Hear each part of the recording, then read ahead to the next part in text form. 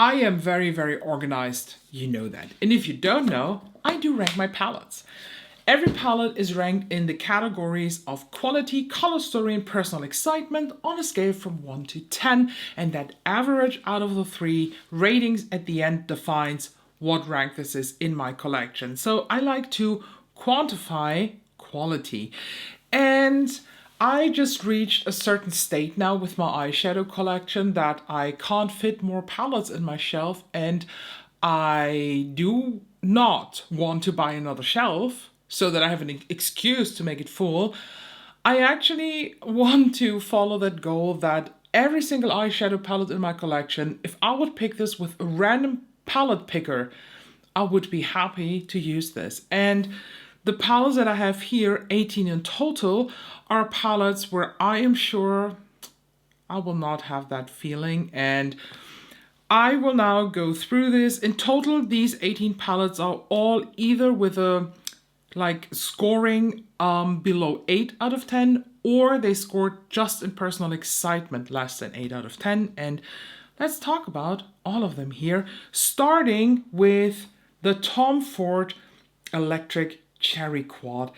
In the terms of quality, this got an 8, color story is a 7, and personal excitement is also a 7.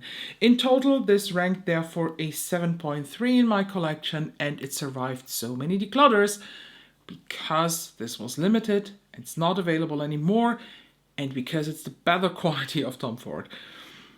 I love this quad actually. When I look at it, it makes me very, very happy. I'm well aware that this is something that I will not use alone, but do you know what I see when I look at this? This quad combined with the Isomaya Ebony stick that I use on the eyes and not on the face. Great look. I might want to do this. I'm thinking now, maybe pile or back in collection totally. This goes back to the collection. I'm still not ready to let go of this limited edition quad. Let's move on to the Urban Decay Naked palette. This, oh boy, quality 6, color story 8, personal excitement 6, so a total of 6.7. And does this surprise you? Me neither.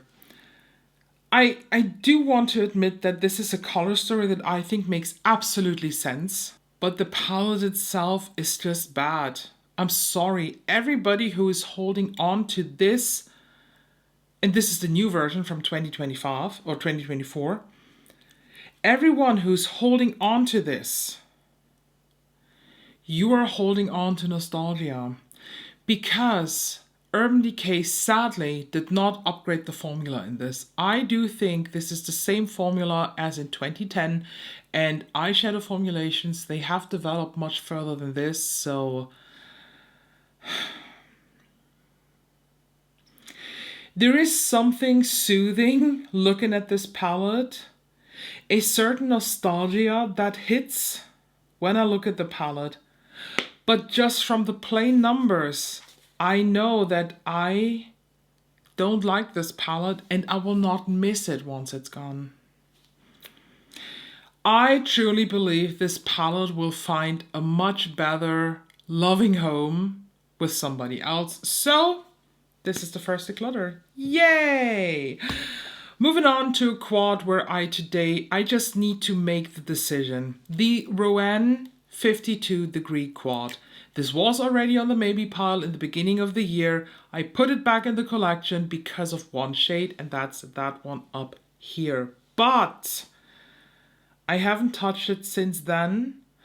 A lot of these shades have been dried out, or they start to dry out, and I have to scrape the surface off. But that shade here, this True Taupe, I keep this aside, and when I have time, I will go on a mission to find a dupe for this. But we can call this officially decluttered. And I haven't told you what I gave this. Actually, I gave this in quality an 8, color story a 9, but my personal excitement a 5. They crease. They crease all the time. Let's move on to a C Beauty brand palette. This is the Choice Beauty Cold Butterfly. This scored in quality a 7 out of 10 and color story as well as my personal excitement an 8. The color story is here the main problem aside from the quality. I do think the color story would have been so much better and would have gave this palette a 10 out of 10 even if these two shades were not in here. These muddies, ugh, no thank you. And the quality is different. This is so dry, so chalky, borderline patchy going on. It's different to the other Choice quad that I have. It's not a quad, it's a 6-pan palette. The Moth one. Amazing. I tried other ones from them. I'm not sure if I still have them. There was a grayish one, grayish neutral. Amazing quality. But here in this palette, it's a different matte formula, and that's not good. So I will send this in PR, but it will just find a better home with somebody else. We're doing good. We're doing good. 3 out of 18 decluttered. Let's move on to Quint here. This is the Pat McGrath Bronze Ecstasy, and this is hard because quality and color story, this ranked a 9, but my personal excitement is at a 6, which makes this palette 8.0.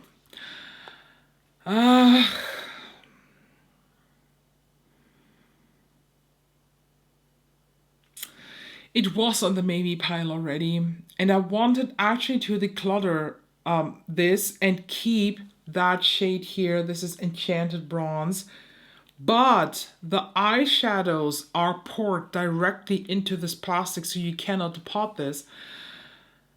And people were suggesting to just scrape it out and repress it, and I'm like, hell no, that's too much of work. I know that I will like any look that I do with this. No, I can't. I keep this.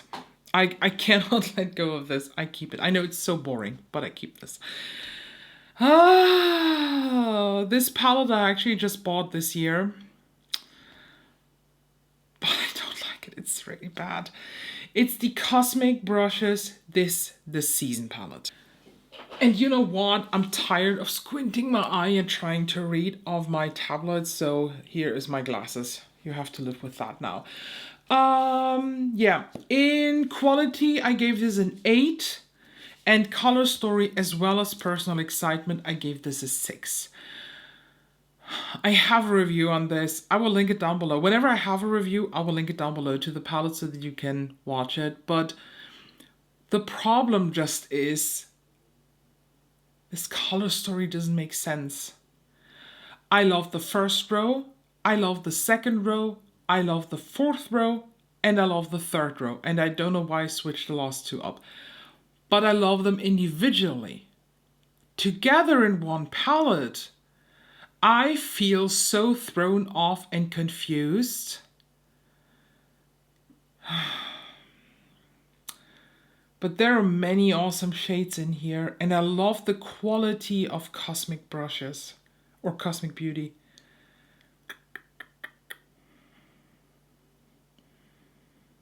No, I'm not ready to part with this. Sorry.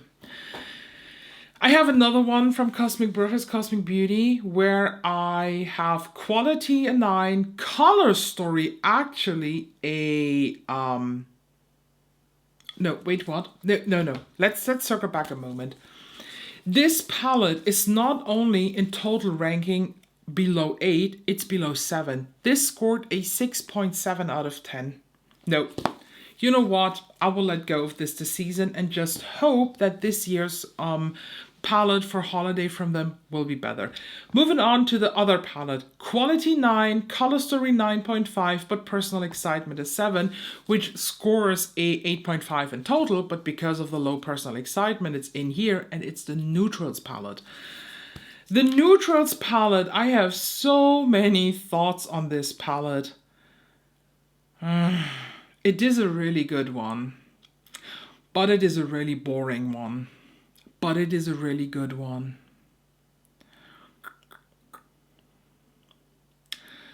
This is what the Natasha Denona Golden and I Need a Warm wanted to be, but couldn't achieve.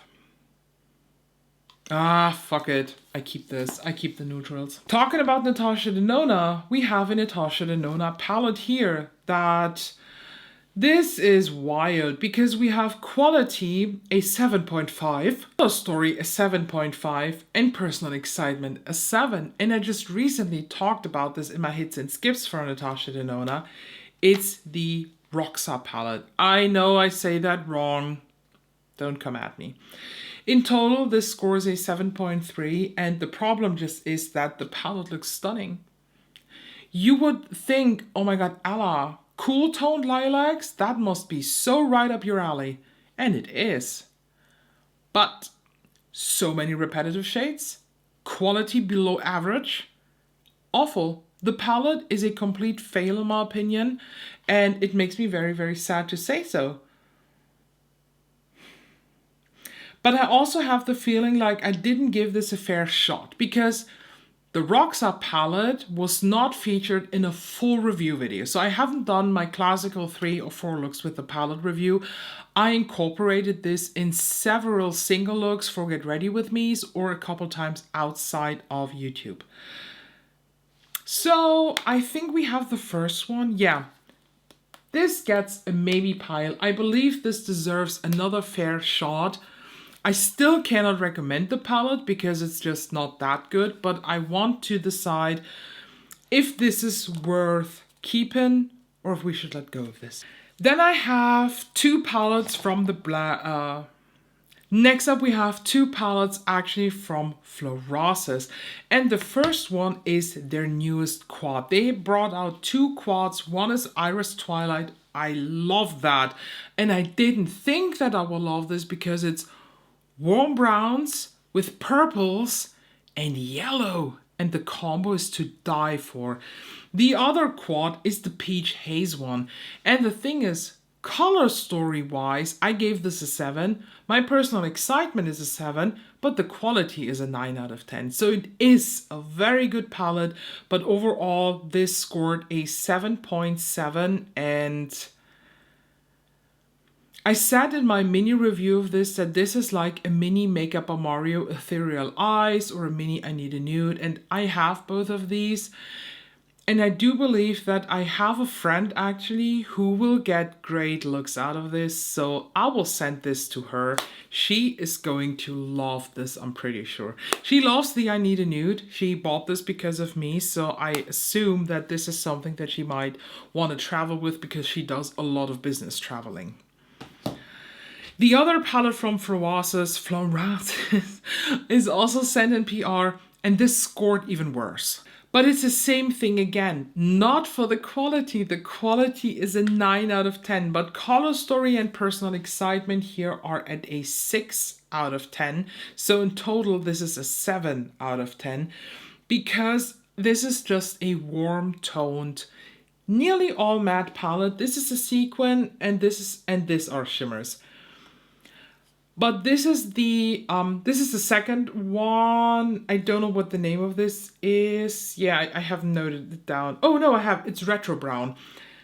This is my least out of the 4 from this Phoenix line. And the other 3 I much rather would use than this one. So I also have somebody who will look awesome in this, so I will also give this away. We have a palette that not too long ago you actually saw in a video, and it's the Natasha Huda Beauty Pretty Grunge palette. I said in that video that I am going to put this on a maybe pile, and I'm honest with you, now that I look at this, I really don't want to. I want to declutter this right away. I just don't like the palette. I don't know what it is. I'm very, very happy with the right side of the palette. So these 9 shades here are mwah, chef's kiss beautiful. But the warmth here, the undertones are not really for me. From a ranking perspective, I gave this in quality a 7.5, in color story an 8, and in personal excitement actually 8. To be honest, I would score this now much, much lower. So I think it's okay to let go of this. The remaining palettes are all like groups from certain brands. So let's start with Lisa Eldridge. I know. I have two palettes from Lisa Eldridge here. The first one is Betty. Quality-wise, I gave this a 9.5, color story an 8, and personal excitement an 8. And that is the problem. I personally think that the quality of these shadows in here is nowhere near the quality of her other shimmers. The color story makes sense when you know the story behind this. That's why I gave it an 8, because this is inspired by the color of one of her cats. That's called Betty. They do I think it's a British short hair, and they can have fur with these purple leaning things, some brownie spots and shit. So I get that, but the quality is just not it. So whatever happened, Lisa Eldridge, this is not it quality wise. It has pretty colors, but nope. This is going to be Decluttered. And the other one is actually the Fawn palette. Why is this on the list? Ah, I see. Okay, quality-wise and color story, I gave this a 9. But my personal excitement is a 7 because, I mean, look at it.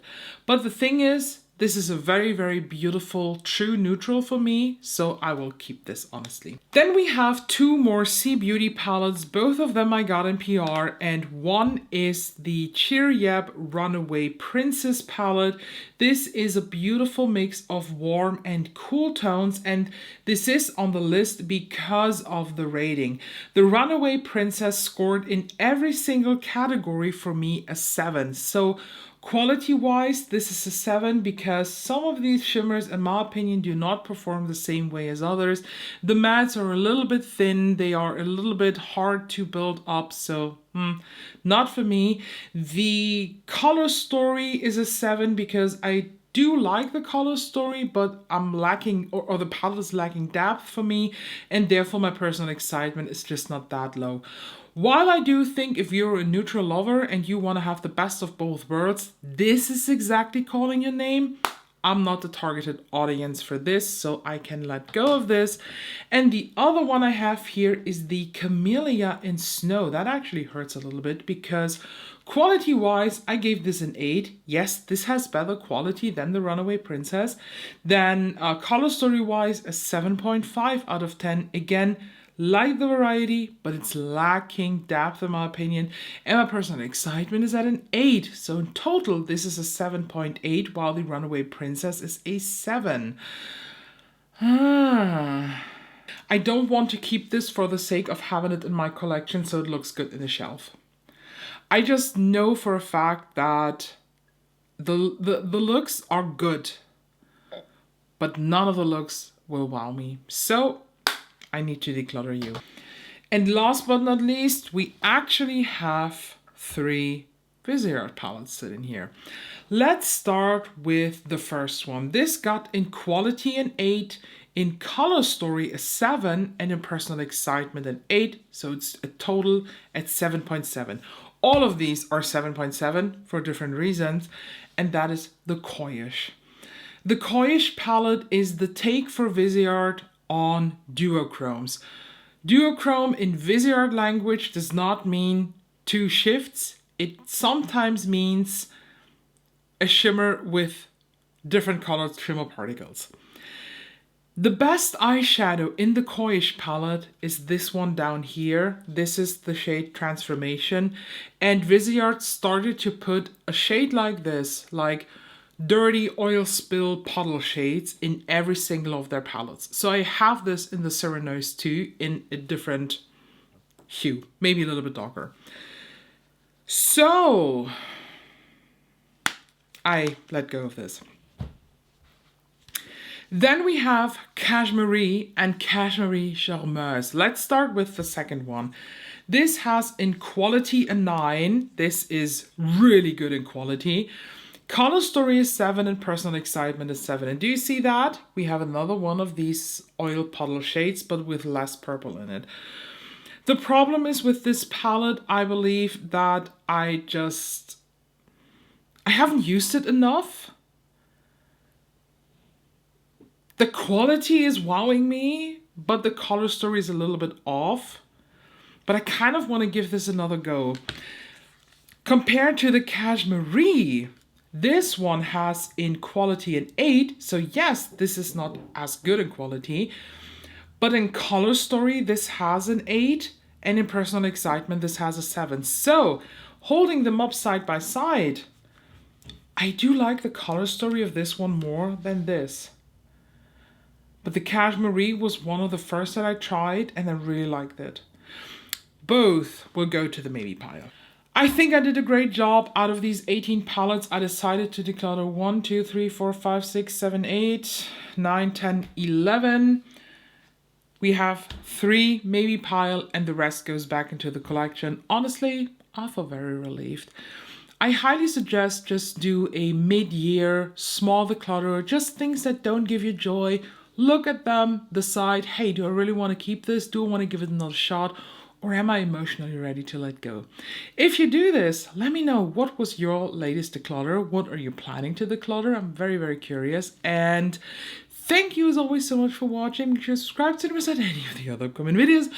And I'll see you very, very soon.